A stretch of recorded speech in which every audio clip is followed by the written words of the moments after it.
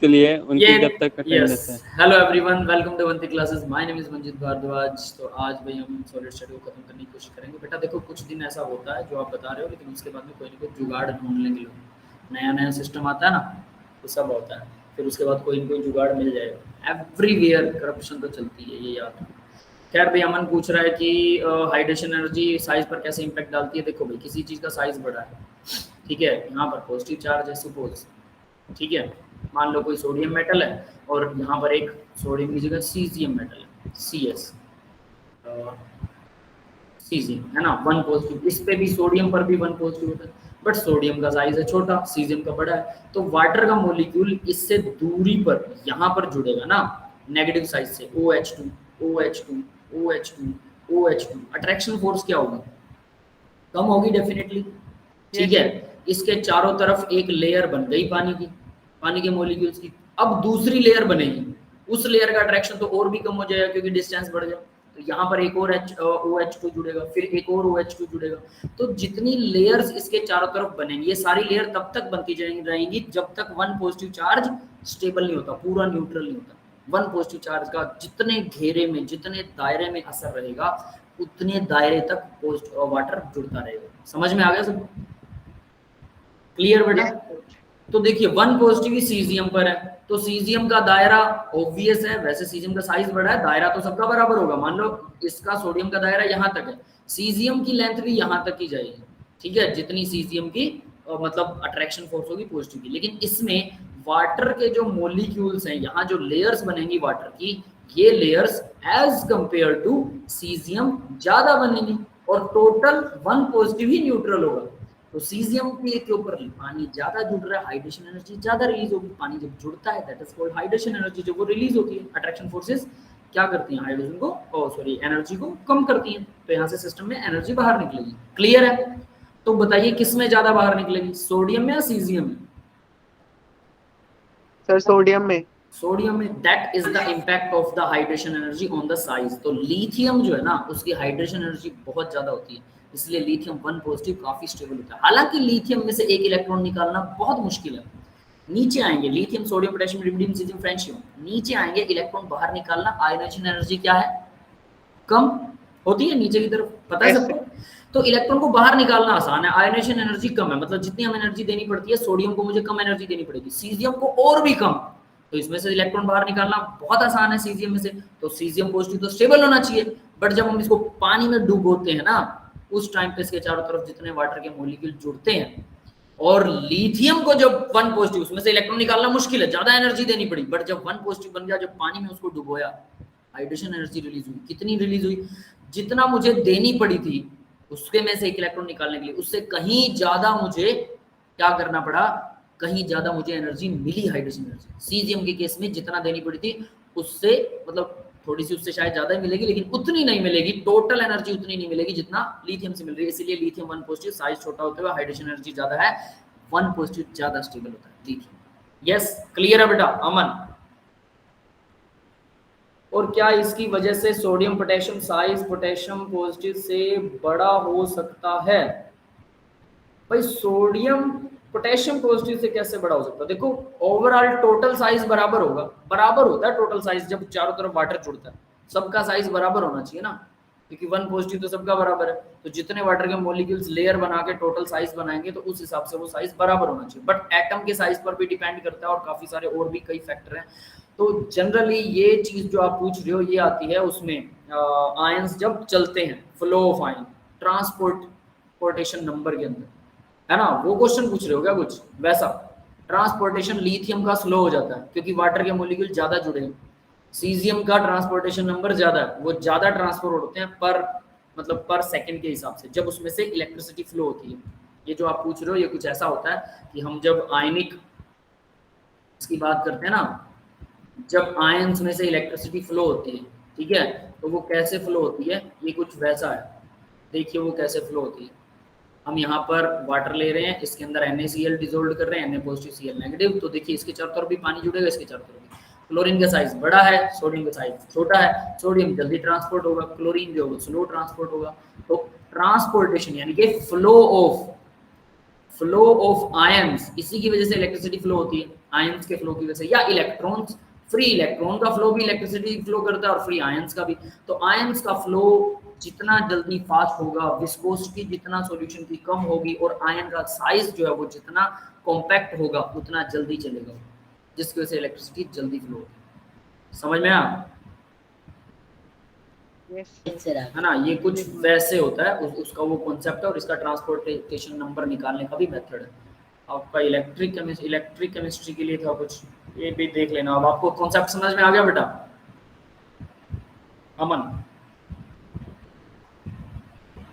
Concept clear है? ठीक है, चलिए भाई अब हम अपना शुरू करते हैं।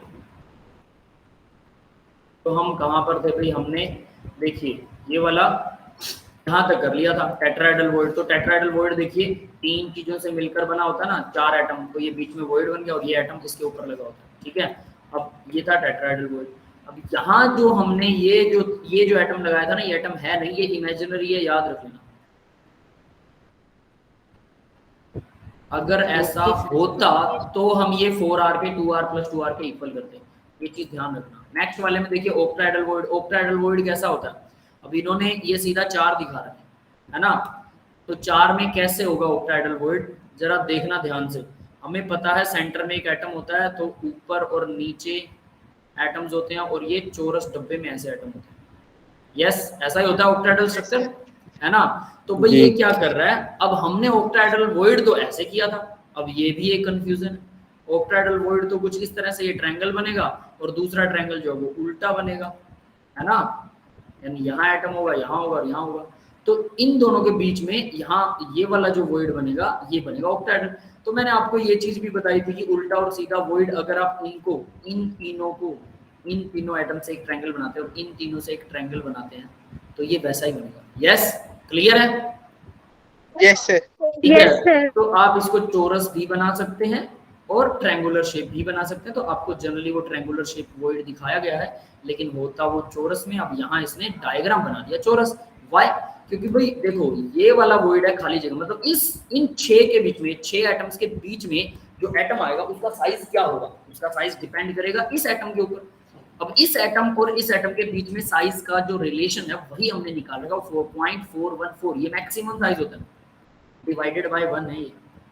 अगर बड़े वाला एटम जो हमारा कॉम्पैक्ट स्ट्रक्चर बनाएगा, क्लोज पैकेट स्ट्रक्चर, अगर वो उसकी रेडियस 1 है, तो जो यहाँ फिट होगा एटम, इसकी रेडियस 0.414 हो सकती है मैक्सिमम। इससे ज्यादा बड़ी नहीं होगी, इससे छोटी हो सकती है। यस और नॉट? Yes sir. बस फिर अगर इससे छोटी हो सकती है तो छोटा तो हम लगा ही सकते हैं ना, लेकिन बड़ी नहीं हो सकती। ये चीज दिमाग में रखना, इसके ऊपर फिर क्वेश्चंस आएंगे, ठीक है? तो ये कुछ वैसा है, तो याद रखना सबके नीचे 1 तो होता ही है। तो अब देखिए इन्होंने ये चारों एटम इस वॉइड को टच कर रहे हैं, ये चारों एटम एक दूसरे को टच कर रहे हैं ना। Yes yes sir. तो इसका मतलब, और इनके बीच में वॉइड बन रहा है, तो एक दूसरे को टच कर रहे हैं, तो हम ये क्या कर सकते हैं? 2r + r। देखिए अगर मैं ये डायगोनल बनाता हूँ, डायगोनल चारों एटम से ये वाला डायगोनल, तो ये डायगोनल तो नॉर्मल डायगोनल बनेगा, है ना? कौन सा? √2a। तो √2a जो होगा वो हमारा क्या होगा? इक्वल होगा 2r + 2r। यस, क्लियर है? और ये क्या है? C और B। yes. ये 2r के इक्वल है, ये 2r है, और इधर से AB भी 2r है, मतलब A जो है वो 2r के इक्वल होगा। तो देखो इसने क्या किया, ट्रायंगल लिया है ABC, इस ट्रायंगल के अंदर AC निकालना है। AC क्या निकलेगा? AC का स्क्वायर। तो AC का स्क्वायर हमें पता है √2a के इक्वल होता है। तो यहाँ इसने उसकी बजाय इसको क्या कर दिया? R, बड़ा R, फिर 2 छोटे r, है ना? क्लियर है? ये बड़ा R है, ये भी बड़ा R है, और ये 2 छोटे r हैं बीच में, है ना? क्लियर है भाई सबको? तो इसने क्या किया? 2 बड़े R, 2 छोटे r, इसका होल स्क्वायर इक्वल आएगा AB का स्क्वायर। AB क्या है? 2r का स्क्वायर। BC का स्क्वायर, ये BC भी 2r है, ठीक है? दोनों का स्क्वायर कर दिया। अब इसको थोड़ा सॉल्व किया, इसकी बजाय हम √2a लगा सकते थे यहाँ पर, AC स्क्वायर की जगह पर √2 लगा सकते हैं आप लोग। तो अगर मैं इसको √2a लगाऊं, अब a की जगह पर क्या भर दूं? 2r भर दूं, है ना? 2r, 2 बड़े वाला r, तो कोई दिक्कत नहीं है। लेकिन प्रॉब्लम ये आएगी, हाँ सर, लेकिन वो तो मतलब इसके ऊपर एप्लीकेबल ही नहीं होगा ना, बीच पे छोटे-छोटे आर भी। यस, सुनिए, तो हमें क्या निकालना था? बड़े आर और छोटे आर के बीच में रिलेशन निकालना था, इसलिए हमने यहाँ √2a वाला रिलेशन नहीं लिया। क्लियर है? यस सर, ठीक है। तो भाई सीधा ये आ गया, इसको सॉल्व करोगे स्क्वायर उधर अंडर रूट बन जाएगा, दिस वन फर्दर ये थोड़ा सा और सॉल्व किया इसको, 2r नीचे ये 8 को सॉल्व कर दिया, 4 बाहर निकाल दिया, 4 का अंडर रूट 2 बनेगा, अंडर रूट निकालेंगे 2 बनेगा और अंडर रूट 2 r स्क्वायर का ये सॉल्व कर दिया। फर्दर इन दोनों के बीच का रिलेशन निकाल दिया, रिलेशन निकला 414 ऊपर क्या था 0.225, सबसे पहले क्या था, सबसे पहले वाले का याद है किसी को? तो सबसे पहले नहीं था, नहीं याद? टेट्राहेड्रल वॉइड के लिए ना, टेट्रा तो ऊपर वाला था शायद, ये टेट्राहेड्रल है, उससे पहले एक और वॉइड था ना, कौन सा वॉइड था? टेट्राहेड्रल और मतलब और ऑक्टाहेड्रल यही तो पढ़ाई थी, यही आए थे इससे पहले, देखो जरा ये शायद ट्राइंगुलर, सॉरी यस याद आया, ये वॉइड भी बनता है, ट्रायंगुलर वॉइड भी बनता है और इसकी रेडियस 0.155, सारी याद रखनी है, रट्टा मारना, आगे वाली टेबल याद नहीं की मतलब इसका मतलब आपने, है ना।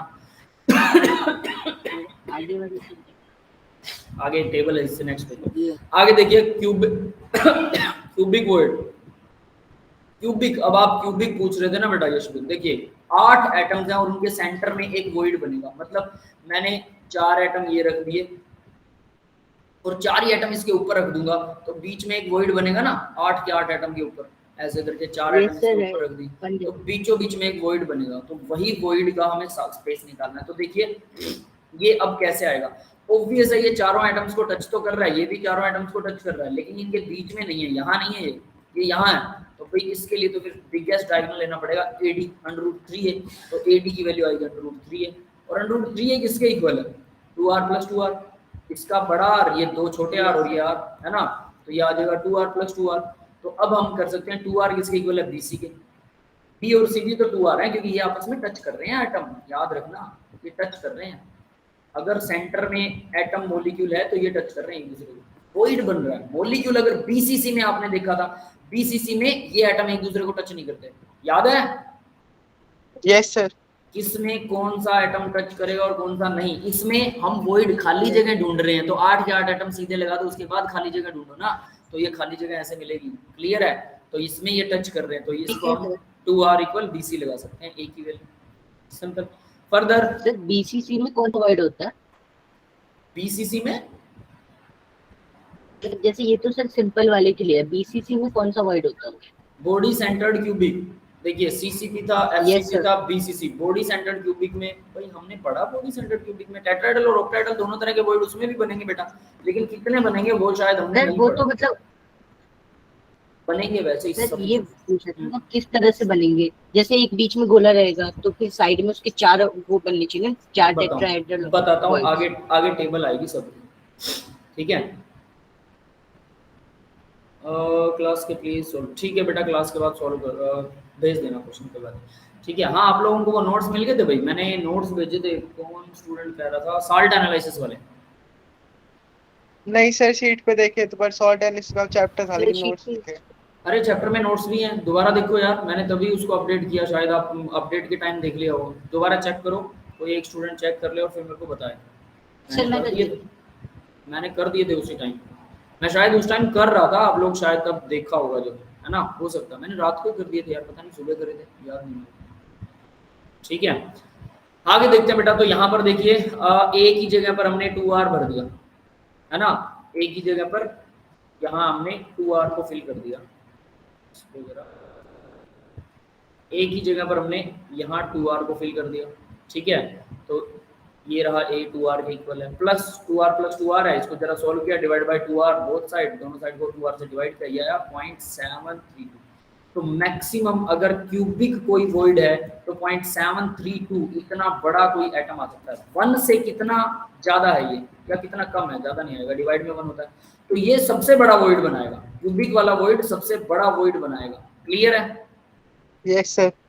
और ऑक्टाहेड्रल वॉइड लगभग 50% है, देखो 50% नहीं है, लगभग 50% है, 40%, सीधा कहें 41%, 41.5, 40%, 41.4%, ठीक है। और ये कितना, ये 22% है ओनली, और पीछे वाला कितना था 0.155 है ना, वो 15%, 11.5 है ना 15, 11.5 नहीं है वो 0.155, 15.5, 15.5 हाँ ठीक है। चलिए, तो ये इस तरह से यहाँ पर ये एक टेबल बनी हुई है, ये सारी टेबल अब आपको याद होनी चाहिए। अगर वॉइड का साइज, अब देखना ध्यान, अगर वॉइड का साइज इसके और इसके बीच में है, ट्राइंगुलर और टेट्राहेड्रल के बीच में है, तो कोऑर्डिनेशन नंबर 3 होता है। अगर टेट्राहेड्रल से ज्यादा बढ़ गया या इक्वल हो गया, इक्वल ग्रेटर देन इक्वल है आर और आर का रेशो, ठीक है, छोटे और बड़े एटम का रेशो अगर इतना है, इन दोनों का ये रेशो है ना, तो रेशो अगर इतना है तो डेफिनेट सी बात है हमारा जो कोऑर्डिनेशन नंबर 4 बनेगा और वो टेट्राहेड्रल बनेगा। अगर वो 0.414 0.732 है तो 6 बनेगा कोऑर्डिनेशन नंबर, और ऑक्टाहेड्रल वो बनेगा हमारा स्ट्रक्चर। अगर 0.732 या उससे और 1 के बीच में है तो 8 कोऑर्डिनेशन नंबर होगा और क्यूबिकल बनेगा। अब क्या 8 से ज्यादा हो सकता है? देखो यहाँ पर आयनिक क्रिस्टल्स की बात चल रही है, हमने तो 12 किया था ना सीसीपी और एफसीसी में, 12 कोऑर्डिनेशन नंबर याद है? यस तो सर। यहाँ 12 नहीं बनेगा, आयनिक सॉलिड्स में 12 नहीं बनता, वो बनता है सिर्फ नॉर्मल सॉलिड्स के अंदर, जिनका सॉलिड्स का हमें एटम्स में कोवैलेंट बॉन्ड होते हैं। यहाँ आयनिक वाले बॉन्ड, आयनिक में ऑक्टाहेड्रल से ज्यादा नहीं, सॉरी क्या नाम इसका, 8 से ज्यादा नहीं बनेगा, ठीक है। आ गए सॉल्ट एनालिसिस आ गए ना बेटा? हाँ, 2 अलग अलग भेजे मैंने, एक वो है जो मेरे हैंड रिटन है, ठीक है सर, एक तो मॉड्यूल जैसा है और एक आपके हैंड रिटन। हाँ, वो मॉड्यूल नहीं है, वो जो दूसरा दे रखा वो नोट्स हैं, प्रॉपर नोट्स, ठीक है। और वो नोट्स कैसे हैं बताऊं? जैसे मैं आप बोल रहा हूँ, बोल के आपको जो भी समझा रहा हूँ उसको रिटर्न बद्ध किया गया है, उसको रिटर्न में लिखा गया है, बोलने वाले को, समझ गए? ये नोट्स हैं, यहाँ से मैं पढ़ के आपको कुछ करवा रहा हूँ और मैं जो भी बोल रहा हूँ उसको रिटर्न में लिख दिया जाए, तो ये वाले नोट्स तो लिखने ही पड़ेंगे, क्योंकि ये तो मैंने बताए हैं। साथ में जो मैंने एक्सप्लेन किया वो भी लिखा गया, वो वैसे हैं वो नोट्स, समझ गए कैसे हैं? Yes sir. और वो लेटेस्ट वाले हैं, ये भी बता देते हैं, ठीक है, जो आजकल लेटेस्ट जेई का मटेरियल चल रहा है, जेई और नीट का। आगे देखते हैं बेटा। अब ये असर्शन ये किए थे क्या किसी ने? नहीं सर, अभी यही लिखा ही नहीं है। नहीं किया, ठीक है। असर्शन चलो मैं बता देता हूँ। In the crystal lattice the size of the cation is larger in a tetrahedral hole than an octahedral hole. भाई बोल रहा है क्रिस्टल लैटिस है, size of cation is larger in tetrahedral hole than in an octahedral hole. इसका reason दिखा रखा था, cation occupy more space than atoms in crystal packing. Sir फिर ऑक्टाहेड्रल में ज्यादा स्पेस होता है तो ये कैसे रहता क्या क्या क्या? है? ये तो मतलब दोनों ही गलत हो गए ना।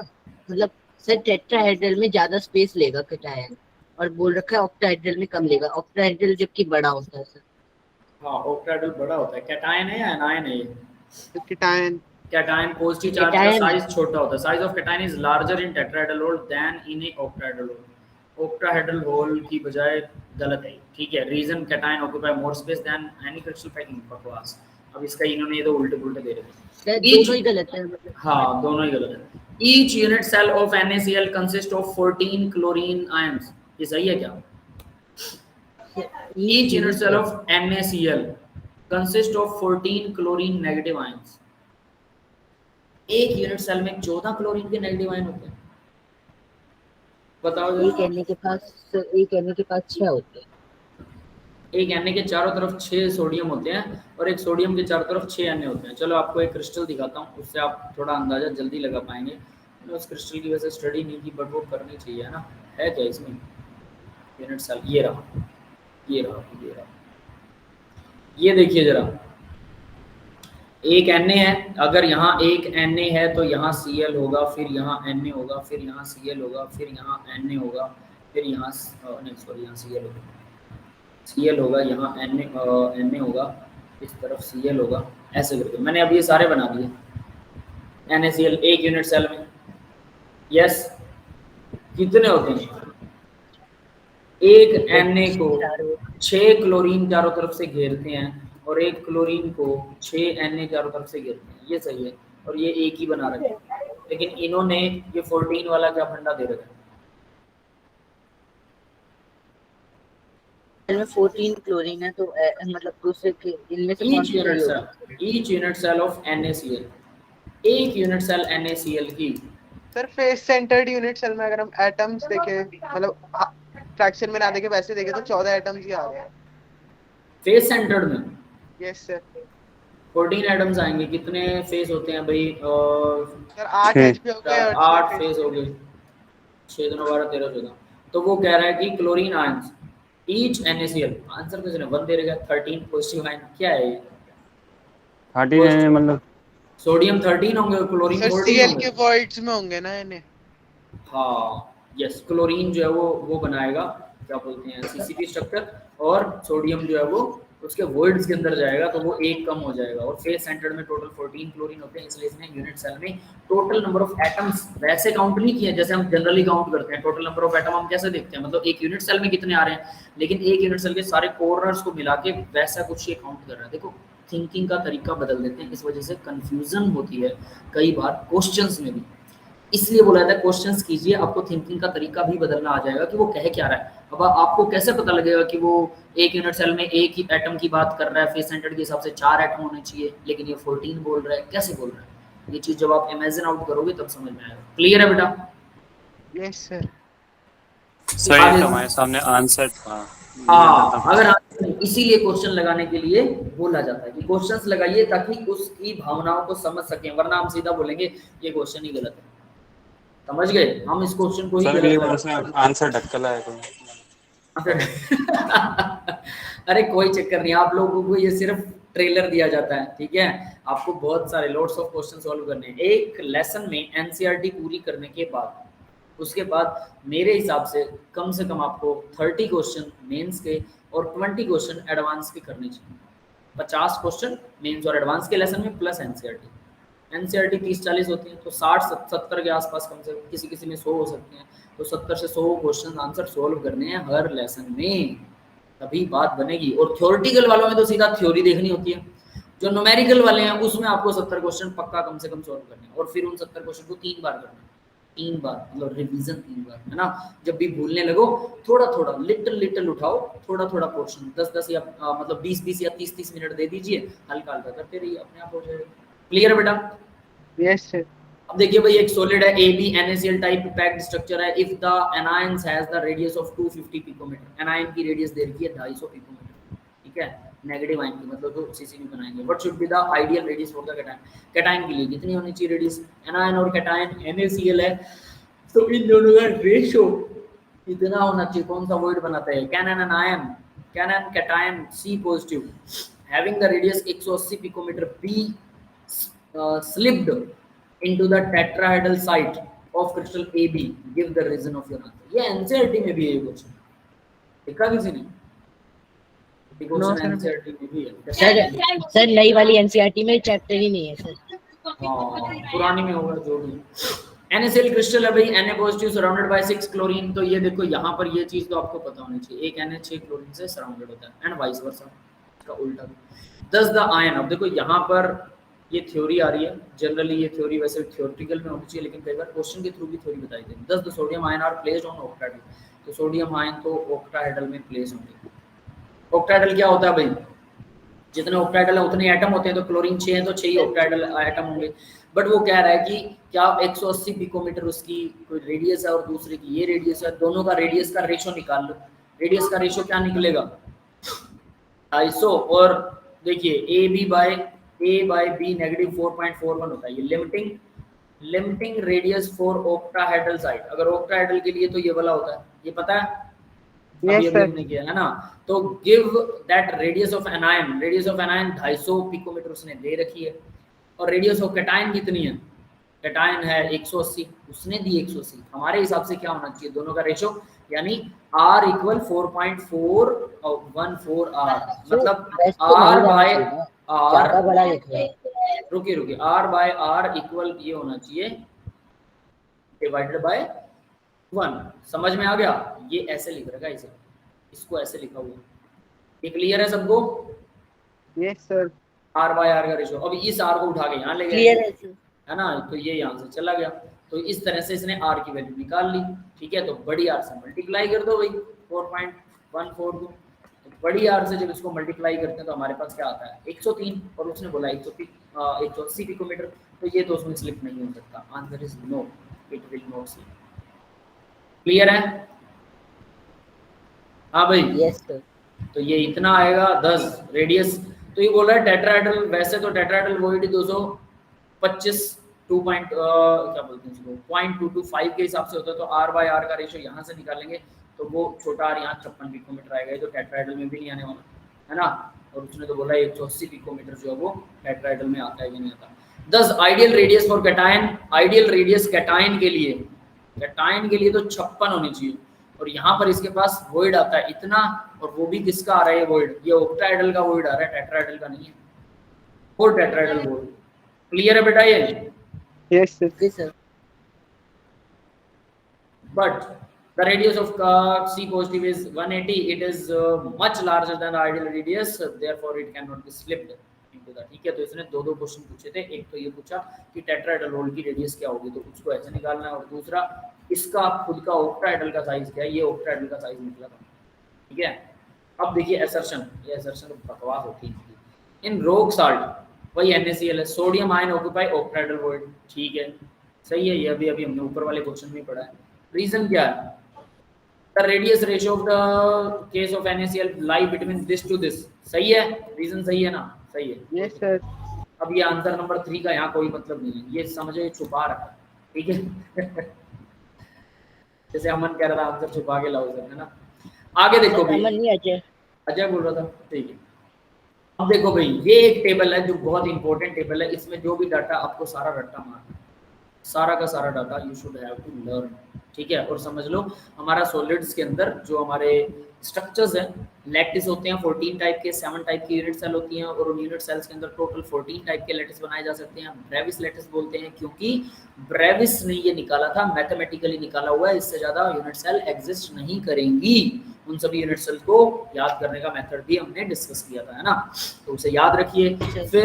फिर BCC, CCP और FCC, ये 3 ही स्ट्रक्चर हैं जो क्रिस्टल्स के अंदर आते हैं। इनका कोऑर्डिनेशन नंबर कितना है, ठीक है, और इनका टोटल नंबर ऑफ एटम कितने आएंगे, एज पर कितने आते हैं, वो सब के ऊपर आप कम से कम 20-30 न्यूमेरिकल सॉल्व कीजिए, NCERT में भी मिल जाएंगे और मेंस में मिलेंगे इतना। और रेडियस रेशो, यानी आयनिक सॉलिड की बात करें तो रेडियस रेशो के हिसाब से दिमाग लगाइएगा। ठीक है, उसमें बड़ा वाला आयन जो होता है वो क्रिस्टल सॉलिड क्या बोलते हैं, CCP बनाता है, क्लोज पैकिंग स्ट्रक्चर बनाता है। ठीक है, अब आगे बढ़ते हैं भाई। तो यहाँ इतना सब कुछ करने के बाद भी ये एंड नहीं होता है, यहाँ पर हमारे पास कुछ आयनिक सॉलिड्स हैं। ठीक है, सिर्फ क्लोज पैकिंग स्ट्रक्चर को याद रखने से नहीं होगा, ये आयनिक सॉलिड्स कैसे कैसे वर्क करते हैं आप जरा वो देखिएगा। NaCl रॉक साल्ट स्ट्रक्चर है 1:1, हमें पता है 6:6 होता है कोऑर्डिनेशन नंबर। अब ये रट्टा मारना है, जो कि इनको पहले देना चाहिए था जबकि इन्होंने बाद में दिया है। ठीक है, क्लियर है बेटा? Yes sir. अब देखिए यहाँ होता क्या है, सोडियम और क्लोरीन। क्लोरीन कहाँ पर होता है, फेस पर, फेस और कॉर्नर पर। क्लोरीन फेस एंड कॉर्नर पर होता है, सोडियम कहाँ होता है, एज पर होता है। अब ये याद रखना, समझ में आया? रॉक साल्ट स्ट्रक्चर ऐसा होता है। 4Na4Cl पर formula mass, unit mass 4Na positive 4Cl negative, 4NaCl 4 होना चाहिए इसका फॉर्मूला। हम 6 लगाते हैं ना, याद होगा आप लोग 6 लिखते होंगे, Na6Cl6, है ना। लेकिन जब इसका स्ट्रक्चर देखते हैं तो 4 Na के चारों तरफ ये फॉर्मूला मास है इसका, formula per unit cell. Number of formulas per unit cell, per unit cell देखेंगे एक यूनिट सेल में तो 4 क्लोरीन और 4 सोडियम होते हैं। ये समझ में आया सबको? Yes sir. एक क्लोरीन के चारों तरफ 6 सोडियम और एक सोडियम के चारों तरफ 6 क्लोरीन होती हैं, बिल्कुल सही है। लेकिन अगर एक यूनिट सेल में देखते हैं तो वो 4-4 ही होते हैं। एक यूनिट सेल में सिर्फ 4 होते हैं। अब 4 कैसे हो सकते हैं, 4-4 8 एटम हो सकते हैं एक यूनिट सेल में। अब जरा काउंट करें आप, चलो काउंट करते हैं। इस यूनिट सेल के अंदर क्लोरीन कहाँ है, एक तो हो गया कॉर्नर्स का, 1 एटम कंट्रीब्यूट करेगा। यस, क्लियर है? Yes sir. दूसरा देखो आप, दूसरा कहाँ है, फेस सेंटर पर 3 एटम कंट्रीब्यूट करेगा। यस, क्लियर है? Yes sir. टोटल हो गए 4 क्लोरीन नेगेटिव। ठीक है, अब उसके बाद में सोडियम देखिए जरा, सोडियम कहाँ पर है, एज पर। एज पर तो एज कितने होते हैं, 12, 1/4 एज, तो 1/4 वो करता है ना। यस सर, 1/4 1/4 एक एज मल्टीप्लाई में 12 कितने हो गए, 3 हो गए। तो एक अभी कम रह रहा है, +1 कहाँ से आएगा, सोचो। फिर सेंटर वाला, सेंटर में भी होता है। ठीक है, ये बॉडी सेंटर में भी है। तो देखो ये बॉडी सेंटर, तो देखो जरा ध्यान से कि इसमें कितने सारे लफड़े कर दिए इसने, एज पे भी लगा दिया है ना, फेस पर भी लगा दिया, एज पर भी लगा दिया और बॉडी के सेंटर में भी लगा दिया। तो देखो हर जगह पर एटम। अब हमने जो लैटिस किए थे क्रिस्टल लैटिस, उसमें तो 14 ही बन रहे थे। ये आयनिक है भाई, आयनिक कुछ अलग ही दुनिया में रहते हैं, इनका सिस्टम अलग है, ठीक है, क्योंकि आयनिक में सोडियम बहुत छोटा है तो कहीं भी फिट हो सकता है। ये ब्रेविस लैटिस में नहीं आएगा। आप सिर्फ क्लोरीन के एटम्स को लीजिए और उनको ब्रेविस लैटिस में फिट कीजिए, वो सही फिट होंगे। समझ में आ रही मेरी बात? तो ब्रेविस लैटिस क्लोरीन बनाएगा। क्लोरीन कौन सा बना रहा है? फेस सेंटर्ड क्यूबिक बना रहा है, face centred cubic chlorine. Clear है? सर क्लियर है ना। अब सोडियम को काउंट मत करना लैटिस में, वरना आप कंफ्यूज हो जाओगे कि हमारे 14 लैटिस सर ने तो बताया था कि अगर ये आता है तो एज पे नहीं हो सकता, एज पे होगा तो इस पे नहीं होगा, उस पे नहीं होगा, ऊपर नीचे होगा तो इधर नहीं होगा, उधर नहीं होगा। वो तो सारे रूल फेल हो जाएंगे। समझ में आ रहा है? यहाँ तो 14 से ज्यादा टाइप बना दोगे आप ऐसे करके। ब्रेविस लैटिस 14 ही है। तो ये सोडियम एक्चुअल में उसके वोइड्स में आ रहा है, वोइड्स में। क्लियर है? यस सर क्लियर है ना। तो सारे सोडियम वोइड में halide, lithium sodium potassium rubidium oxides and sulfides of alkaline earth metals except BeS, beryllium sulphide को छोड़कर, AgCl, AgBr, NH4X, इनको मतलब ये सारे के सारे ये सब ऐसा स्ट्रक्चर बनाते हैं, सिर्फ BeS को छोड़ दो, इसको छोड़ दो, ठीक है, बाकी सब के सब ऐसा ही स्ट्रक्चर बनाते हैं। तो ये आपको अब याद होना चाहिए, सारे के सारे ऐसा स्ट्रक्चर बनाते हैं। इन स्ट्रक्चर्स का ना ये बीएससी में भी आते हैं, इनके बारे में बताया है कि किसमें कहाँ कितने वॉइड होते हैं, कौन सा टेट्राहेड्रल वॉइड बनाया, कौन सा ऑक्टाहेड्रल कैसे बनाया, टेढ़े मेढ़े करके बता रहे हैं बीएससी के अंदर, है ना, बीएससी फर्स्ट ईयर में, ठीक है, वहाँ पर भी ये दे रही है, लेकिन वहाँ पर भी आपको याद ही करने पड़ते हैं। तो टेबल याद कीजिए, सबसे अच्छी बात ये, ठीक है। आगे बढ़ते हैं बेटा। तो यहाँ सीसीपी स्ट्रक्चर बनाता है, क्लोज पैकिंग स्ट्रक्चर कौन बना रहा है? एट द ऑक्टाहेड्रल वॉइड, यहाँ लिखा हुआ है ऑक्टाहेड्रल वॉइड, ठीक है। और कौन बना रहा है भाई? Every atom, every element of CCP, close packing cubic close packing, ठीक है। क्लोरीन बनाएगा हर एक एलिमेंट क्लोरीन का। तो क्लोरीन तो कहाँ पर है? अब ये ध्यान रखना, क्लोरीन वहाँ कहाँ है? फेस पर और फेस सेंटर्ड है, मतलब है ना, फेस सेंटर्ड, है ना, कॉर्नर्स पे, प्रिमिटिव। तो ये ऐसे याद करना है, फिर ये भी याद करना है, और उसके बाद एग्जांपल भी कुछ याद कीजिएगा, और फिर इस यूनिट सेल को जरूर याद कीजिएगा। इसमें एक बॉडी के सेंटर में भी होता है, ठीक है, ये बॉडी सेंटर। सर इसमें जो केटायन होगा वो तो काफी छोटा होना चाहिए ना? बिल्कुल छोटा होता है बेटा, सोडियम पॉजिटिव आयन छोटा ही होता है, तभी तो इतना फिट हो रहे हैं। सर नहीं, मतलब जैसे नमक जैसे बन रहा है, कोई भी सॉल्ट बनेगा तो उसमें जैसे एनायन है उससे केटायन आधा ही होना चाहिए, मतलब ऐसे हम लोग लगा सकते हैं ना कि काफी छोटा होना चाहिए। हमेशा आधा नहीं हो सकता ना, वॉइड्स अलग अलग तरह के, उनका साइज R/R का साइज हमने कितना किया? 0.414 तो ऑक्टाहेड्रल में आता है। OH पे चिपका हुआ है। नहीं बेटा, क्यूबिक में देखिए, 73.5%, 0.7 बहुत है, 70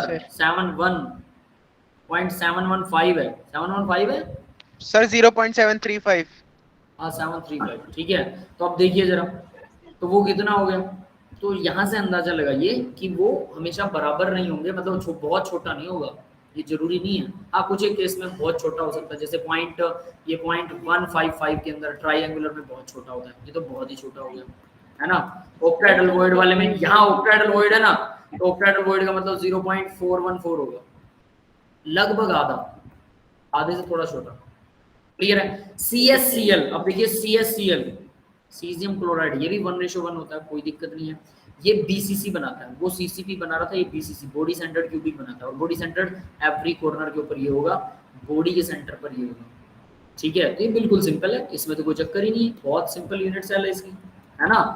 तो सीधी सी है। हैलाइड्स ऑफ सीजियम के जितने भी हैलाइड्स हैं, सीजियम के साथ ये टाइटेनियम हैलाइड है क्या? TlBr, titanium bromide, calcium sulphide, ये भी बनाते हैं, और सारे सीजियम के हैलाइड। हेलियम होगा, हो सकता है टाइटेनियम भी हो, इनका कोई भरोसा नहीं, बाकी थैलियम मान लो Tl, ठीक है, कुछ मिस्टेक्स हो सकती हैं इसमें।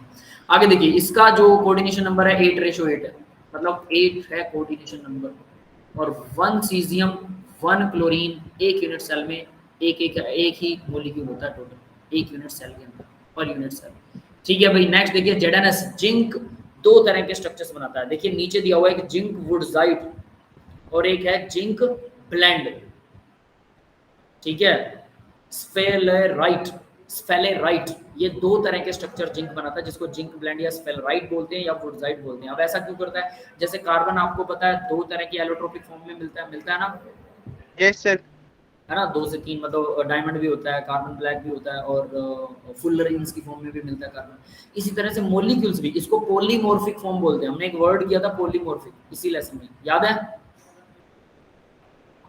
हाँ भाई, नहीं याद किसी को? पॉलीमॉर्फिक फॉर्म, हाँ, मतलब एक से ज्यादा शक्ल, मॉर्फोलॉजी होता है शक्ल, सीधी सी बात है, ठीक है। तो मॉर्फोलॉजी, मॉर्फिक से बना, मॉर्फोलॉजी मतलब शक्ल से बना, तो शक्ल, एक से ज्यादा शक्ल में अगर कोई मॉलिक्यूल एग्जिस्ट कर रहा है, जैसे जिंक ये ब्लेंड है और जिंक दूसरा वुडजाइट है ना, तो ये मतलब सेम मॉलिक्यूल होते हुए भी, मॉलिक्यूलर फॉर्मूला सेम होते हुए भी इनका स्ट्रक्चर अंदर वाला अलग होता है, इनकी मॉर्फोलॉजी अंदर वाली अलग होती है। समझ में आ गया?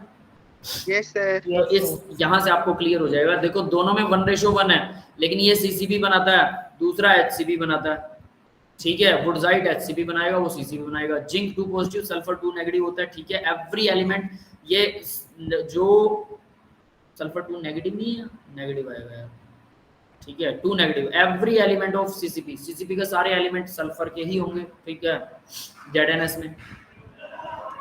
उसके बाद 50% टेट्राहेड्रल वॉइड कवर करता है, और अल्टरनेट टेट्राहेड्रल वॉइड, हम ये कह सकते हैं अल्टरनेट टेट्राहेड्रल वॉइड या 50%, एक ही बात है वो।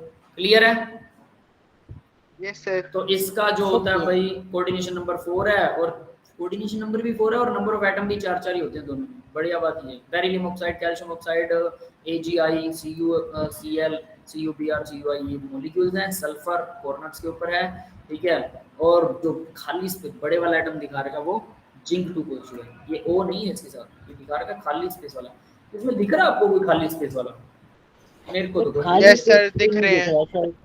कहाँ दिख रहे हैं सर? मुझे सर, एक दिख रहा है बीच में बस, मतलब सर उधर 2 एज पे लगे हैं और जो एक लाइन फेस बन पे गई है लगा है। ना, उस पे एक लिख रहा है। देखो ये तो पक्का है कि ये हो गया है ना। अब इसके अलावा इसके आगे एक है सर, फेस पर भी इसके आगे सल्फर है, सर, फेस पर भी सल्फर है सभी फेसेस के ऊपर, ठीक है। सर जो लास्ट वाला फेस है उस पे देखिए एक बार। लास्ट वाला कौन सा फेस है? सर वो जो नीचे सर, वाला मतलब सल्फर का सबसे एटम है ना, उसके आखिरी वाला है। एडजेसेंट ही है। ये सर जो मतलब हाँ, आपने yes, फर्स्ट sir. वाला ये करा खाली है ना है, उसके साथ। बिल्कुल बिल्कुल। चलो हम इस खाली वाले को ना ऐसे दिखा देते हैं, ठीक है, ये ऐसे, ये सर एक खाली वाले को लाल रंग कर दो। सर एक ऊपर भी है। लाल तो मैं कर दूंगा, लेकिन क्या हम सही मार्क लगा रहे हैं क्या? ये टेट्राहेड्रल वॉइड को कवर करता है, टेट्राहेड्रल वॉइड यहाँ होता है। ये क्या है? ये एज है, एज पर tetrahedral void. Yes sir. Edge नहीं हो सकता ये एज नहीं है, ये यहाँ से ऐसे है, ये यहाँ है, ठीक है। एज Yes, पर थोड़ा, एज ठीक पर है। थोड़ा लगा दें बेटा, ठीक है। ये ऐसे है। कितने हो गए ये? 1 सर 2 3 जिंक 4 वाले में भी चार। लाल कर दो। 4, और चारों लाल हैं, और सॉरी चारों के चारों अंदर हैं, लाल कर रहा हूं, चारों यूनिट सेल के अंदर हैं, ठीक है। तो ये इस तरह से जिंक, यानी यहाँ मैं इसको रेड बना देता हूँ, ठीक है, ये रेड वाला जिंक 2 पॉजिटिव। क्लियर है? Yes sir. ठीक है। तो ये यूनिट सेल बिल्कुल अलग तरह की बनेगी, कुछ अलग ही तिकड़मबाजी। और दूसरा देखिए, सेम एज स्फेराइट, ये सेम ही होता है, यूनिट सेल सेम है क्योंकि रेशो 4:4 है, लेकिन यहाँ पर यूनिट सेल में 6 एटम्स आते हैं। अब 6 एटम है तो भाई सेम कैसे हो सकती है यूनिट सेल? सेम कैसे हो सकती है? 2 और टेट्राहेड्रल वॉइड में आ जाएंगे क्या? देखिए, नहीं, ये तो टेट्राहेड्रल वॉइड में तो उतना ही है, अल्टरनेट ऑफ टेट्राहेड्रल वॉइड, ठीक है, 50%, और एवरी एटम, ये भी सही है। भाई कैसे बनेगा? 6 कैसे आ जाएंगे टोटल? सोच सकते हैं सर शायद HCP हेक्सागोनल, अच्छा ठीक है, ये हेक्सागोनल क्लोज पैकिंग है ना, हेक्सागोनल, ये सेम नहीं है। स्फेराइड का स्ट्रक्चर कहाँ पर ये दे रखा है इन्होंने, ये तो हेक्सागोनल क्लोज पैकिंग बनेगी भाई, गलत दे रखा है, ये सेम वेव नहीं है, बिल्कुल गलत है। इसका स्ट्रक्चर बिल्कुल अलग होता है, इसका structure hexagon, benzene like structure बनेगा ऐसा, ठीक है, हर कॉर्नर के ऊपर यहाँ, और प्लस नीचे भी ऐसा ही बेंजीन लाइक स्ट्रक्चर, जो हेक्सागोनल यूनिट सेल होती है बिल्कुल वैसा ही बनाना है इसको। क्लियर है? अब ये सारे आपस में जुड़े होंगे, यहाँ पर बीच में एक ट्रायंगल होगा, यस सर। ठीक है, ये कुछ इस तरह का होता है। अब इसके अंदर कौन कहाँ पर टोटल 6 एटम कैसे आएंगे, थोड़ा सा इमेजिनेट करना पड़ेगा। अगर आप कर सकते हो बहुत अच्छी बात है, नहीं कर सकते तो कोई दिक्कत ही नहीं है, सीधा इसको याद करो बस, सीधी बात। ठीक है, क्लियर है भाई सबको? Yes sir. है ना? ये सेम नहीं है, ठीक है, दैट्स इट। तो ये टेबल है भाई, सारे के सारे आपको ये स्ट्रक्चर याद होने चाहिए, याद होंगे तभी कुछ बात बनेगी। नेक्स्ट देखते हैं बेटा। अब NaCl और CaCl टाइप के स्ट्रक्चर इन्होंने दिखा रखे हैं। NaCl में distance between two nearest ions, ये नियरेस्ट आयन तो हमारा टॉपिक रह ही गया था ना, इसके ऊपर भी न्यूमेरिकल सॉल्व कीजिएगा, आपको आ जाएगा। नियरेस्ट आयन R पॉजिटिव और R नेगेटिव, इन दोनों का डिस्टेंस कितना होगा? तो देखो भाई, सोडियम और क्लोरीन के बीच में कितना डिस्टेंस है? A का हाफ है 3/2 है ना। तो अगर हम इन चारों को जोड़ते हैं तो क्या बनेगा? R, और इसमें 2 R हैं और इसमें 1 R है, 4 R बन जाएगा, यानी कि 2 छोटे R और 2 बड़े R, यानी हम कह सकते हैं नेगेटिव R और पॉजिटिव R, ठीक है, और इक्वल टू A आएगा। यस, ये बात क्लियर है सबको? Yes sir. A/2 आ जाएगा, ठीक है। आगे बढ़ते हैं। Both structure cation anion can exchange their position, दोनों में अपनी पोजीशनें एक्सचेंज कर सकते हैं कैटायन एनायन में। किन दोनों में? इन दोनों में। अगर ये पोजीशनें एक्सचेंज करेंगे तो सोडियम की जगह क्लोरीन, क्लोरीन की जगह सोडियम लगेगा, तो होगा क्या भाई? फिर भी स्ट्रक्चर वही बनेगा। ये मत सोचना कि यूनिट सेल बदल जाएगी, नहीं, स्ट्रक्चर वही बनने वाला है, कोई फर्क नहीं पड़ने वाला। Distance between two nearest neighbour के बीच में क्या आएगा भाई? 2R। तो देखिए इसमें क्या होता है, सीजियम क्लोराइड के अंदर इन दोनों को जोड़ेंगे तो नहीं बनने वाला, बॉडी सेंटर में होता है ना। ये BCC है ना, तो √3A/2, तो 2R जो होगा वो √3A होगा, है ना, दैट इज दिस वन। ये नियरेस्ट नेबर वाला एटम हो गया। दोनों को याद रखना, ये अपनी पोजीशनें बदल सकते हैं। अगर मैं इस सीजियम को, जैसे अभी यशवीर पूछ रहा था ना मेरे से कि सर वो कैसे होगा 6 एटम्स में, नीचे एक ट्रायंगल बन रहा था, याद है जब हमने रिकॉर्डिंग स्टार्ट नहीं की थी? हाँ भाई, उस टाइम पे मैंने क्या बोला था कि इस एटम को अगर हम वो मान ले, इस एटम को सेंटर मान ले, तो ये देखो ये 3 एटम ऐसे बनेंगे, फिर इसके नीचे भी 3 एटम ऐसे बनेंगे, और ये सेंटर एटम वाला 6 वाला बन जाएगा। तो इस तरह से अगर आप इसको, किसी को भी एक को सेंटर मानते हो, जैसे अगर हमने इसको, अगर मैं इसको मानूं कि ये बॉडी सेंटर में नहीं है, ठीक है, ये तो यहाँ है, तो यहाँ ये कुछ इस तरह की यूनिट सेल यहाँ पर भी एग्जिस्ट करेगी जो इसको अपने आप बॉडी सेंटर बना देगी। ये समझ में आया? ये अपने आप ये यूनिट सेल इसको बॉडी सेंटर बना देगी। तो इसलिए अगर ये जगह चेंज भी कर लें, फर्क कुछ नहीं पड़ने वाला, ये ध्यान रखें, ठीक है। यहाँ पर वही चीज इसलिए लिख रखी कि both structure cation anion can exchange their position. Defect और इम्परफेक्शन इन सॉलिड। अब भाई डिफेक्ट्स की बात आती है। हमने एक परफेक्ट सॉलिड कर लिया, ये हमेशा अपनी पोजीशन फिक्स रखते हैं, ठीक है। सारा कुछ समझ में आ गया आप लोगों को? क्लियर है बेटा यहाँ तक? यस सर, क्लियर है ना। अब बात आती है कि परफेक्ट सॉलिड हमेशा परफेक्ट रहेंगे क्या? नहीं रहते।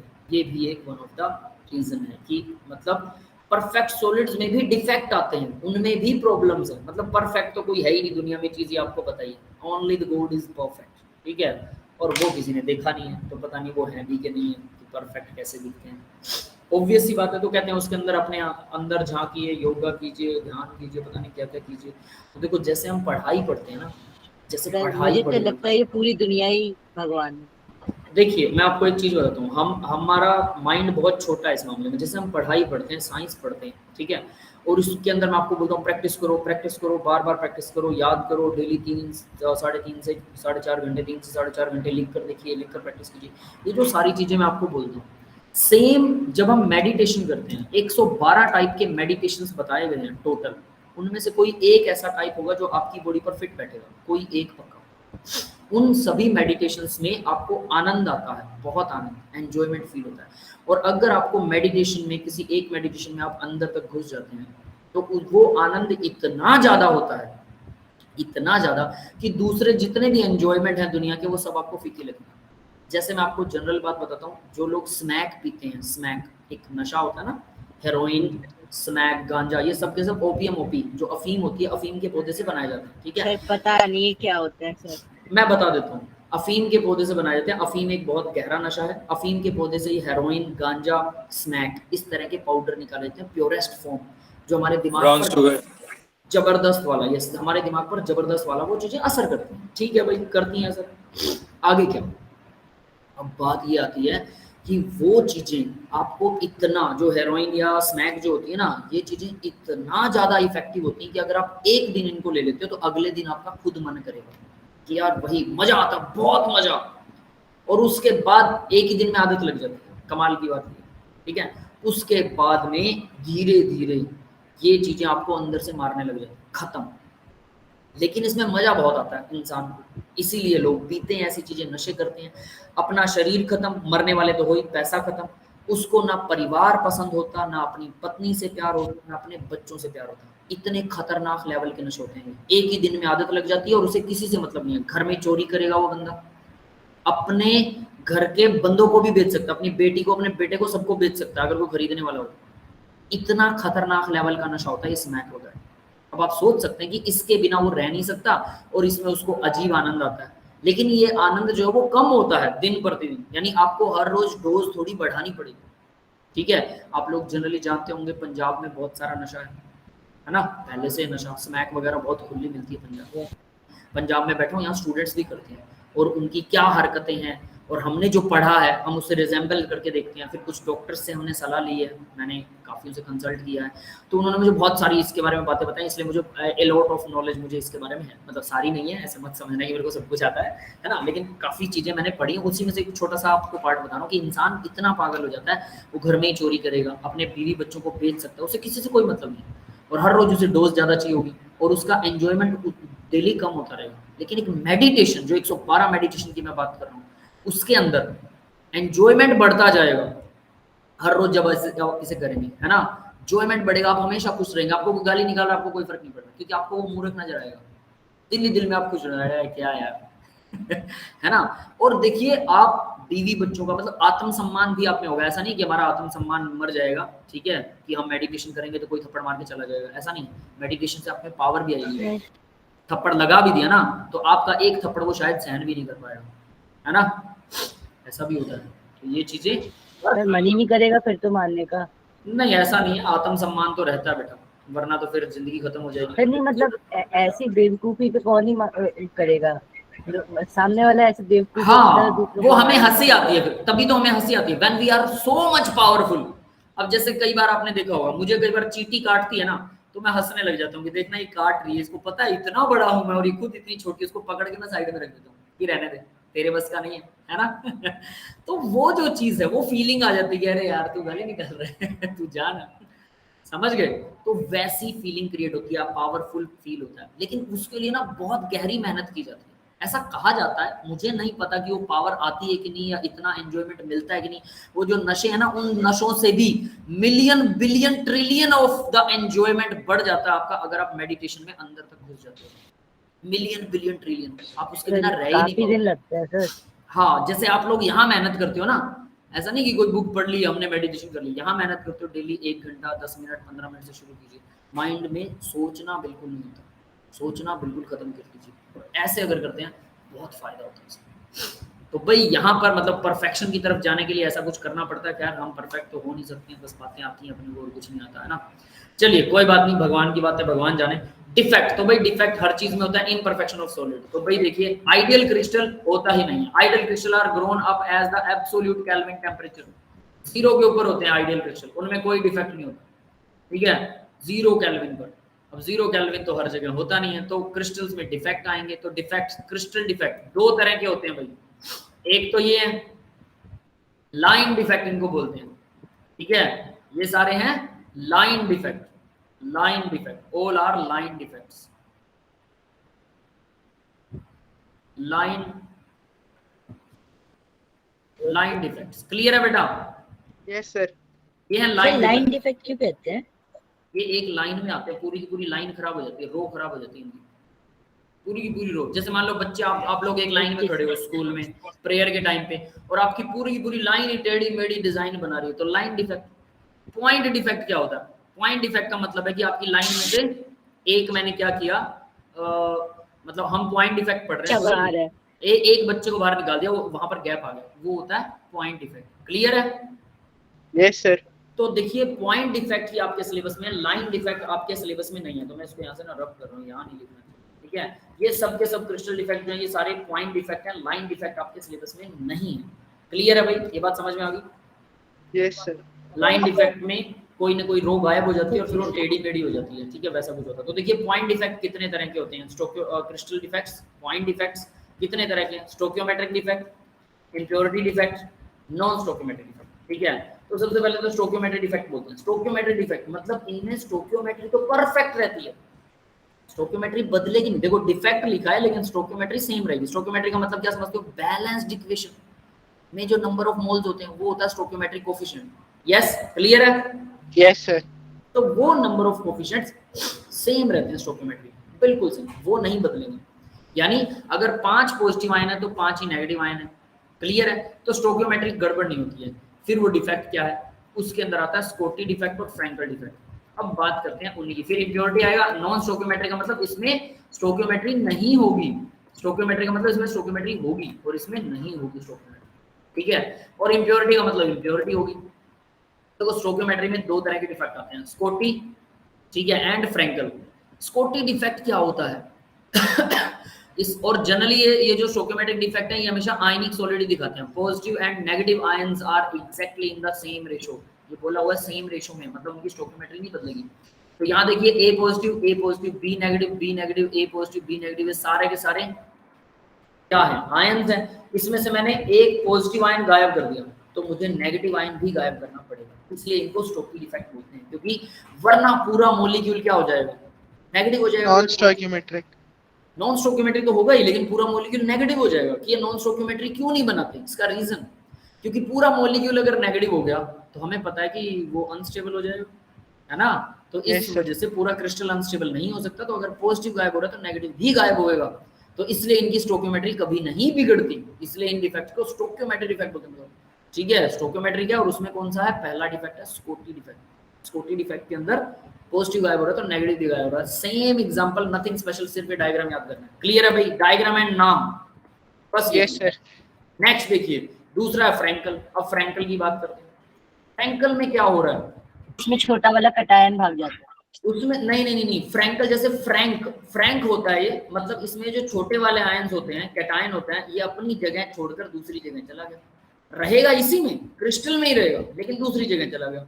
फ्रैंक कुछ होता है, कुछ बच्चे फ्रैंक किसी भी दोस्ती कर लेते हैं, तो ये वैसा ही है, ये फ्रैंकल डिफेक्ट है, अपनी जगह छोड़कर दूसरी जगह चला जाता है, that is called Frenkel defect. तो देखिए जब जगह छोड़कर जाएगा लेकिन रहेगा वहीं, तो यानी कि क्रिस्टल का स्ट्रक्चर उसने बिगाड़ दिया, एक जगह पर खाली हो गया, एक जगह पर ज्यादा हो गया, क्रिस्टल का स्ट्रक्चर बिगड़ गया, इसलिए ये डिफेक्ट ही है। क्लियर है बेटा? Yes sir. अब बात करते हैं जो स्कॉटी डिफेक्ट था, उसको वैकेंसी डिफेक्ट भी बोलते हैं। स्कॉटी डिफेक्ट को वैकेंसी बोलते हैं क्योंकि वहां 2 चीजें गायब हो जाती है ना, पॉजिटिव और नेगेटिव, तो ये वैकेंसी है। पहली बात, Schottky defect appear generally in ionic compounds, ये आयनिक कंपाउंड में होता है, ये तो मैंने बताया था। R ratio, r is not far below unity, ये यूनिटी के पास होता है, लगभग दोनों की रेडियस रेशो लगभग 1 होता है, उनमें मिलता है, मतलब वो 0.735 वाला। क्लियर है? Yes sir. ठीक है, तो वो रेशो लगभग 1 होना चाहिए। For this defect, cation and ion should not be differ much size में इनका डिफरेंस ज्यादा नहीं होना चाहिए, सीधी सी बात है। अब आगे देखिए, stoichio defect, coordination number of the ion should be high. अब ये चीज याद रखने वाली है, कोऑर्डिनेशन नंबर आयन का हाई होना चाहिए। एग्जांपल ऑफ इसके एग्जांपल NaCl, CaCl और ACl और AgBr। AgBr इंपॉर्टेंट है, क्यों? AgBr जो है वो फ्रैंकल, ये दोनों शो कर सकता है, हाँ, फ्रैंकल और स्कॉटी दोनों शो कर सकता है, इसलिए इसको याद जरूर रखिएगा। उसके अलावा NaCl और CaCl ये सारे के सारे हाई कोऑर्डिनेशन नंबर वाले ही दिखाते हैं, ये भी याद रख लेना भाई, ठीक है। अब देखिए इसके कंसीक्वेंसेस, इसके घाटे क्या होते हैं, या मतलब इसके इफेक्ट क्या होते हैं। Density of the crystal decrease, भाई 2 चीजें गायब होगी, क्रिस्टल का साइज सेम ही है तो डेंसिटी डिक्रीज हो जाएगी, mass by volume. Yes sir. ठीक है। दूसरा देखिए, crystal begin conduct electricity to small extent by ionic method, ये थोड़े एक्सटेंट में इलेक्ट्रिसिटी को कंडक्ट करना लग जाता है स्मॉल एक्सटेंट में आयनिक मैकेनिज्म से। ये कोई मैकेनिज्म होता है जिसके थ्रू ऐसा करेगा वो, ठीक है। थोड़ा सा कह सकते हैं इलेक्ट्रोकेमिस्ट्री का पार्ट है, लेकिन ये हमारा पार्ट नहीं है, केमिस्ट्री का पार्ट नहीं है सिंपली, ठीक है। डीप थोड़ा इलेक्ट्रोकेमिस्ट्री कह सकते हैं। The presence of too many voids lower lattice energy and stability of the crystal, बहुत सारे वॉइड्स की वजह से लैटिस एनर्जी और स्टेबिलिटी कम हो जाती है। क्लियर है? Yes sir. Next, Frenkel defect समझ में आ गया होगा, वो अपनी जगह छोड़ के दूसरी जगह चला जाता है। तो electron neutrality, crystal maintained, neutrality तो मेंटेन रहती है, वाले में भी मेंटेन थी, इसमें भी मेंटेन रहेगी। फिर इसमें इलेक्ट्रॉन आ जाता होगा उसकी जगह पे। नहीं, कुछ नहीं आता, ये खाली रहता है बेटा। नेगेटिव आयन तो ये रहा, ये नेगेटिव है, ये पॉजिटिव, आपस में अट्रैक्शन सेम रहती है, ओवरऑल न्यूट्रल रहता है। सिंस पॉजिटिव आयन स्मॉल होते हैं in size, usually leave their position, बहुत छोटे होने की वजह से अपनी पोजीशन लीव कर देते हैं, कॉल्ड डिसलोकेशन डिफेक्ट भी बोलते हैं। उसको वैकेंसी बोलते थे, ये डिसलोकेशन डिफेक्ट। अब क्लियर है बेटा? डिसलोकेशन। सर ये किसी दूसरे को डिस्प्लेस करके जाते हैं या फिर किसी दूसरे वॉइड में चला जाता है? वॉइड ही अलग, देखो यहाँ था, ये यहाँ से यहाँ आ गया, मतलब अपना क्रिस्टल की जगह छोड़ के यहाँ आ गया, वॉइड में आ गया, बस कुछ भी नहीं हुआ। क्लियर है? ओके सर, ठीक है। अब फ्रैंकल डिफेक्ट के अंदर रेडियस रेशियो लो होना चाहिए, उसमें हाई था, इसमें लो है, ठीक है। और इसके अंदर एग्जांपल देखो, ZNS है, AGI, AGCL और AGBR। AG वाले सारे दिखाते हैं, सीधी सी बात है, AGBR तो दोनों में दिखाता है। आगे देखते हैं इसकी कॉन्सिक्वेंसेस। डिसलोकेशन डिफेक्ट है, डेंसिटी पर कोई फर्क नहीं पड़ता। यहाँ पर क्लोजनेस, क्लोज आने की वजह से डाई इलेक्ट्रिक कांस्टेंट जो है क्रिस्टल का इंक्रीज हो जाता है। डाई इलेक्ट्रिक कांस्टेंट मतलब जब हम इलेक्ट्रिसिटी पास करते हैं तो एक टाइम पर इलेक्ट्रिसिटी को अपने पास रखने की टेंडेंसी। मैंने इस एंड पर इलेक्ट्रिसिटी का वायर डाल दिया और दूसरे एंड से बाहर निकाल दिया, बीच में लिक्विड में या जो भी चीज़ है वो, उसके अंदर इलेक्ट्रिसिटी कितने अमाउंट में ट्रैप हो गई, वो लगातार चल रही है, लेकिन इस लाइन में तो बीच में कुछ तो अमाउंट ट्रैप हो जाएगा, उस ट्रैपिंग अमाउंट को बोलते हैं डाई इलेक्ट्रिक कांस्टेंट। समझ में आ गया? सिंपल डेफिनेशन है, ये फिजिक्स में बहुत डिटेल में, फिजिक्स में बहुत डिटेल में, केमिस्ट्री में नहीं है इसका कुछ भी। तो हमें सर डाइलेक्ट्रिक वो तो बहुत ज्यादा है ना, मुझे सिर्फ इतनी डेफिनेशन आती है। अगर आप लोग ये सोचो कि मैं फिजिक्स की डिटेल बताऊंगा तो मैं सब भूल चुका हूँ, मुझे नहीं पता इसका, ठीक है। डाइलेक्ट्रिक कांस्टेंट का डेफिनेशन का पता है। Crystal showing Frenkel defect conduct electricity at a small extent by ionic mechanism, ये भी आयनिक मैकेनिज्म से इलेक्ट्रिसिटी शो करेंगे। Density of the crystal remain same, density same रहती है। अब याद रखना, कोई भी डिफेक्ट हो किसी भी तरह का NaCl में भी होता है, वो आयनिक मैकेनिज्म के थ्रू, यानी सॉलिड NaCl भी इलेक्ट्रिसिटी को फ्लो कर सकता है अगर उसमें ऐसा डिफेक्ट हुआ तो, आयनिक मैकेनिज्म के थ्रू। तो ऐसा मत समझना कि हमने बोल दिया कि भी सॉलिड NaCl इलेक्ट्रिसिटी को फ्लो नहीं करेगा, ऐसा नहीं है। क्लियर है? Yes sir. अमन ने सॉल्यूशन भेजा, ठीक है बेटा, मैं सॉल्यूशन देख के बताता हूँ आपको, आपके उसी नंबर पर भेज दूंगा, नो वरी, ठीक है। कंसीक्वेंसेस हमने पढ़ लिया भाई, इम्प्योरिटी डिफेक्ट। तो अब आता है इम्प्योरिटी डिफेक्ट। इम्प्योरिटी डिफेक्ट में देखिए क्या होता है, कुछ नहीं है इसके अंदर, ध्यान से देखना, ये सोडियम है, ये क्लोरीन है, ये सोडियम है, क्लोरीन है। मैंने क्या किया, सोडियम को गायब कर दिया, स्ट्रोंटियम लगा दिया, उसकी वैलेंसी थी 2, तो मुझे एक और सोडियम यहाँ से गायब करना पड़ा ताकि टोटल न्यूट्रल रहे। समझ में आया? 2 सोडियम को हटाया और एक स्ट्रोंटियम लगा दिया। हाँ भाई, क्लियर है बेटा? सर ये कुछ एलॉय जैसा नहीं है? एलॉय नहीं है, ये आयनिक सॉलिड है, एलॉय घंटा बनाएगा, ये मेटल्स बनाती हैं एलॉय। अच्छा हाँ ठीक है ठीक है। ये तो इंटरस्टिशियल जैसा लग रहा है। हाँ, इंटरस्टिशियल है, कुछ ऐसा कुछ भी कह सकते हैं। यहाँ मैंने उसका एक डायग्राम भी बना रखा है, ठीक है। ये देखिए, स्ट्रोंटियम आया, यहाँ वैकेंसी है सोडियम, ठीक है। तो भाई ये सिंपल है, कैडमियम क्लोराइड और AgCl ये दोनों ऐसा डिफेक्ट दिखाते हैं, बाकी कुछ नहीं है इसमें, आपको सिंपल है। अब ये डिफेक्ट ना, इम्प्योरिटी डिफेक्ट, कई बार हम जानबूझ के इम्प्योरिटी भी डालते हैं, इसको डोपिंग बोलते हैं। जानबूझ के इम्प्योरिटी डिफेक्ट वाले क्रिस्टल बनाते हैं हमारे फायदे के लिए, कुछ चीज़ों को इलेक्ट्रिसिटी में मतलब इलेक्ट्रिसिटी फ्लो करवाने के लिए। जैसे सिलिकन है, सिलिकन के अंदर कुछ इम्प्योरिटी डाल दिया आर्सेनिक की, तो सिलिकन आपको पता है वो जो सोलर पैनल होते हैं उसमें यूज होता है, प्योर सिलिकन, पता है? सर पता है। तो उसके अंदर इम्प्योरिटी डाल के हम इलेक्ट्रिसिटी को ट्रैप करा जा सकता है, हीट को ट्रैप करके इलेक्ट्रॉन को आगे बढ़ाया जा सकता है। तो इलेक्ट्रॉन कैसे आगे बढ़ेगा? सिलिकन तो बैड कंडक्टर है, उसमें कुछ इम्प्योरिटी डाल देते हैं अपनी तरफ से, आर्सेनिक वगैरह की, जिससे इलेक्ट्रॉन ट्रैप मतलब इलेक्ट्रॉन एनर्जी को ट्रैप करके आगे बढ़ता रहता है। इलेक्ट्रॉन का फ्लो हो गया, इलेक्ट्रिसिटी मिल गई, बात खत्म। छोटा सा है ना, आसान है एनर्जी बनाना। तो आगे देखिए, अब आता है नॉन स्टोइकियोमेट्रिक डिफेक्ट। तो इम्प्योरिटी में हम अपनी तरफ से भी कुछ इम्प्योरिटियां डालते हैं, जिसको डोपिंग कहते हैं, वो भी आगे करेंगे, ठीक है। टाइप नॉन स्टोइकियोमेट्रिक डिफेक्ट कौन सा होगा? मतलब अब ये आयनिक वाला तो नहीं होगा क्योंकि इसमें स्टोइकियोमेट्रिक इफेक्टेड होगी, ठीक है। तो ये ट्रांजिशन एलिमेंट्स में ऑब्जर्व होता है। अब देखिए जरा ट्रांजिशन एलिमेंट्स के अंदर, बस लेकिन चार्ज वैसे ही रहेगा। हाँ ठीक है। तो ट्रांजिशन एलिमेंट्स के अंदर देखिए कौन सा defect, metal excess defect due to anion vacancies. Anion vacancies की वजह से मेटल एक्सेस डिफेक्ट है। Excess of metal if anion is negative, negative ion absent होता है इसमें, ठीक है। कैसे एब्सेंट होता है नेगेटिव आयन? देखिए यहाँ पर सोडियम के वेपर्स हैं, ये NaCl है, दिख रहा है NaCl सबको, यस सर। और ये सोडियम के वेपर है। मैंने क्या किया, सोडियम के वेपर के अंदर NaCl को, NaCl नमक की एक ढेरी है और इसमें सोडियम के वेपर लगा दिए, तो इसमें से एक इलेक्ट्रॉन निकलेगा, वो अंदर चला जाएगा, सोडियम पॉजिटिव क्या करेगा, वो इस क्लोरीन के साथ जुड़ जाएगा और एक इलेक्ट्रॉन अंदर चला जाएगा। क्लियर है भाई, समझ में आया? ये समझ में आया? Yes sir. देखिए सोडियम के वेपर्स थे, तो ये वेपर्स हैं, तो इसमें से एक इलेक्ट्रॉन बाहर निकल सकता है, बिल्कुल निकल सकता है, ये बन गया पॉजिटिव, इलेक्ट्रॉन बन गया नेगेटिव। तो जो क्लोरीन चारों तरफ हमारे जो ढेर है, हमारा जो नमक का ढेर है, अब जरा ध्यान देना, ये हमारे पास नमक का ढेर पड़ा है, इसके चारों तरफ क्लोरीन भी होगा, सोडियम भी होगा, डेफिनेट है। तो जो क्लोरीन जहां जहां क्लोरीन मिलेगा Na पॉजिटिव से चिपक जाएगा, चिपक गया क्योंकि उसमें से इलेक्ट्रॉन बाहर निकल गया वेपर में। क्लियर है? ये तो समझ। अब देखिए क्या होता है, तो क्लोरीन जब यहाँ से बाहर निकल, सॉरी इलेक्ट्रॉन बाहर निकल जाओ, तो इलेक्ट्रॉन क्या हवा में घूम रहा होगा, वो इलेक्ट्रॉन को भी पॉजिटिव चार्ज चाहिए, तो वो इलेक्ट्रॉन क्या करता है, वो अंदर कहीं घुस जाता है। सपोज दैट वो अंदर घुस गया, ठीक है, तो ये इलेक्ट्रॉन अगर अंदर चला गया इस ढेर के, क्योंकि अंदर बाहर कहीं ना कहीं घूमता रहेगा, तो कभी ना कभी अंदर भी जाएगा, तो जब अंदर जाएगा तो अंदर जितने भी सोडियम मिले थे उसको वहां से क्लोरीन को तो रिप्लेस कर देगा वो, ठीक है, क्लोरीन को थोड़ा साइड में कर देगा, तो क्लोरीन आ जाएगी बाहर ऑटोमेटिकली। या आप उसका रिवर्स भी समझ सकते हैं कि ये क्लोरीन बाहर थी तो अंदर बच गए सोडियम पॉजिटिव, तो अंदर इलेक्ट्रॉन घुस जाएगा नेगेटिव आयन जो चारों तरफ से सोडियम को घेर लेगा। समझ गए?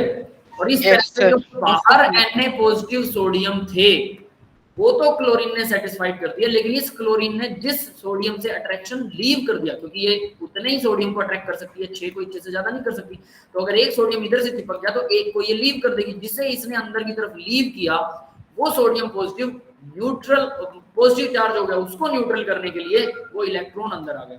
यस, क्लियर है बेटा? Yes sir. और इस तरह से इसको चारों तरफ से इसने सोडियम को चारों तरफ से घेर लिया और ये बन गया एफ सेंटर, इसे बोलते हैं एफ सेंटर। यस, क्लियर है? एफ सेंटर क्या होता है, तो ये एफ सेंटर जो है वो NaCl क्रिस्टल को अगर हीट करते हैं एटमॉस्फेयर ऑफ सोडियम वेपर में, तो वो येलो कलर का दिखाई देता है। वो येलो क्यों दिखाई देता है? क्योंकि जब उसे हीट करेंगे तो वो क्या करेगा, इलेक्ट्रॉन रिलीज करेगा, इलेक्ट्रॉन इसको चारों तरफ से घेर लेंगे, ये इलेक्ट्रॉन हमारी विजुअल लाइट से लाइट को एब्जॉर्ब करके वापस हमें जब वापस देंगे, that is yellow colour of light हमें दिखाई देगी। यस, क्लियर है? Yes sir. सेम KCl जो है वो वायलेट कलर दिखाता है, ऐसा ही KCl के साथ भी कर सकते हैं, वो पोटेशियम के उसके अंदर करेंगे और वो वायलेट कलर दिखाएगा। समझ में आ गया भाई? Yes sir. That's all for the today's class guys. भाई मैं आज इतना ही करवाऊंगा क्योंकि मेरी अब दूसरी क्लास स्टार्ट होने वाली है और हमें आज एक नया ओपन बैच मिला है, तो उसको थोड़ा जल्दी स्टार्ट करना होगा, ठीक है? देन ओके, मैं क्लास